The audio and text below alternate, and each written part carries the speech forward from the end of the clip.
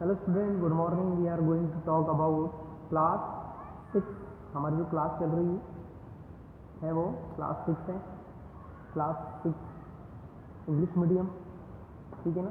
हमारा जो सब्जेक्ट है वो है सोशल साइंस और हमारा जो चैप्टर चल रहा है द एज ऑफ मौर्य, ठीक है। इससे हमारे कुछ क्वेश्चंस जो हैं वो बचे हुए हैं, उसको देख लेते हैं हम। सबसे पहले तो कौन कौन से क्वेश्चन बचे हुए हैं और उसको हम एक्सप्लेन करते हैं, ठीक है। ठीक है, हमारे क्वेश्चंस हैं यहाँ पर। शॉर्ट के हो गए थे हमारे, अब वेरी शॉर्ट की तरफ चलते हैं हम। Mention the most significant effect of Alexander's इन्वेशन। देखिए, मेंशन का मतलब होता है जिक्र करना, हमें जिक्र करना है। द मोस्ट, मोस्ट मतलब सबसे ज़्यादा बोल सकते हैं अपन। सिग्निफिकेंट, सिग्निफिकेंट का मतलब होता है अधिक प्रबल। इफेक्ट ऑफ अलेक्जेंडर इन्वेशन, इन्वेशन का मतलब होता है आक्रमण।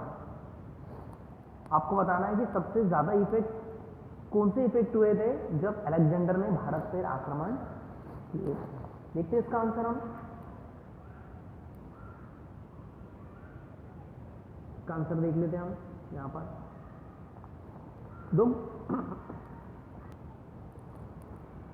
The most significant effect of Alexander invasion was that it opened new trade routes to India। देखिए, मोस्ट मतलब सबसे ज़्यादा बोल सकते हैं, सिग्निफिकेंट मतलब प्रबल।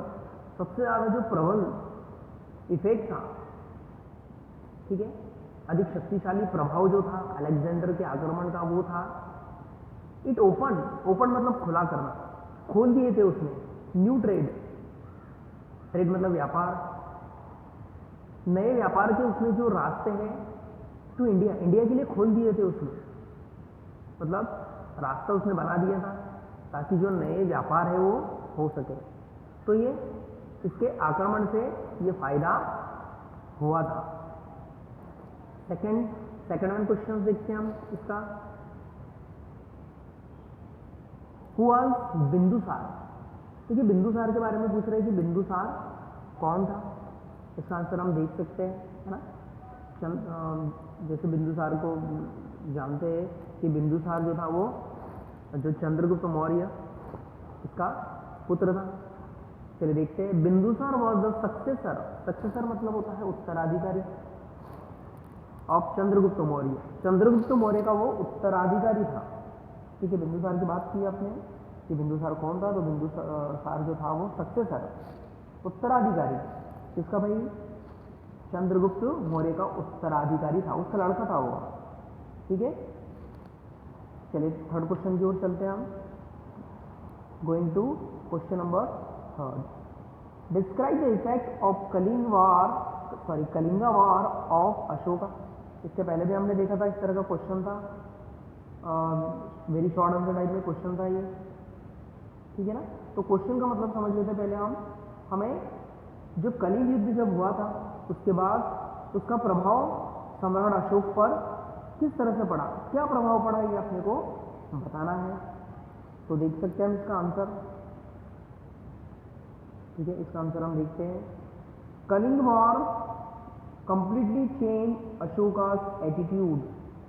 देखिए, जो कलिंगा जो वार था, युद्ध था, उसने अशोक के जो एटीट्यूड था, उसका जो सोचने का तरीका था, रहने का तरीका था, उसके एटीट्यूड को बदल दिया था। टूवर्ड्स एक्सपांशन थ्रू वॉर, उसका जो एक्सपांशन था, जो फैलाव था, थ्रो, है ना, थ्रो मतलब के माध्यम से, जो युद्ध के माध्यम से, है ना, उसका जो एटीट्यूड था, उसका सोचने का जो तरीका था, ये सारे बदल चुके थे, है ना, उसका विस्तार होने लगा था, ठीक है। आगे समझ में आपके।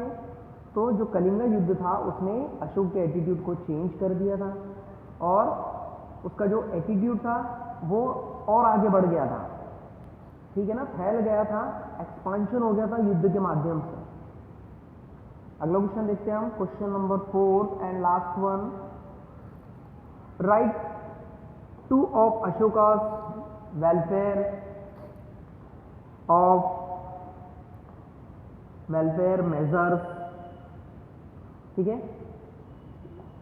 देखिए अपने को अशोक के दो जो कल्याणकारी उपाय, वेलफेयर का मतलब होता है कल्याण, कल्याण करना, हित में करना, फायदा करना, और मेजर्स का मतलब होता है उपाय।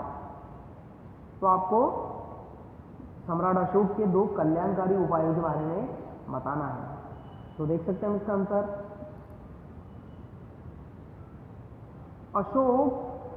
अशोकास two welfare measure as follows, ठीक है।